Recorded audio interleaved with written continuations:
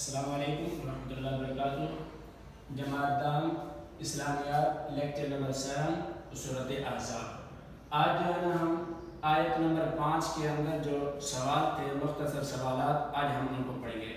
سوال نمبر 1 یہ ہے کہ اس سورت میں یعنی سورۃ احزاب کے شروع میں منہ بولے بیٹوں کے بارے میں کیا ہدایات دی گئی ہیں؟ سوال دیکھیں، اس سورت میں منہ بولے بیٹوں کے بارے میں کیا ہدایات دی گئی ہیں؟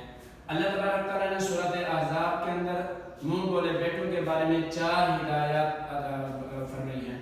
پہلی ہدایت اس میں یہ ہے کہ درجیل ہدایت، پہلی ہدایت اللہ نے یہ فرمائی، منہ بولے بیٹوں کو اصل باپ کے نام سے پکارو۔ پہلی ہدایت کہ اللہ نے فرمایا منہ بولے بیٹے جو ہیں ان کے باپ جو ہیں نا، اصل باپ، ان کے نام سے پکارو۔ دوسری ہدایت، منہ بولے بیٹے حقیقی بیٹوں کی طرح نہیں ہے، یعنی جس طرح حقیقی بیٹے وراثت کے اندر شریک ہوتے ہیں تو منہ بولے بیٹے وراثت کے اندر شریک نہیں ہوں گے۔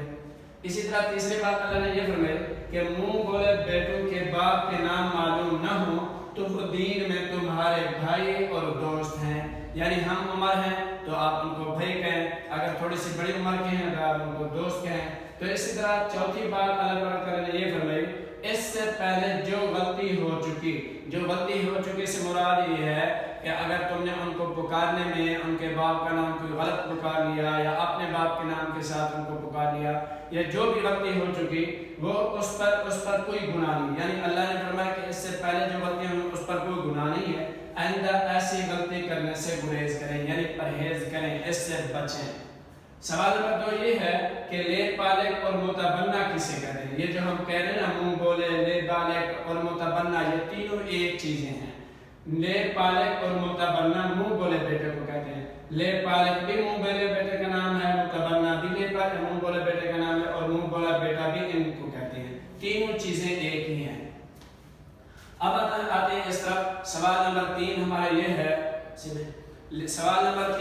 یہ ہے کہ لے پالک بیٹوں کے بارے میں کیا حکم ہے؟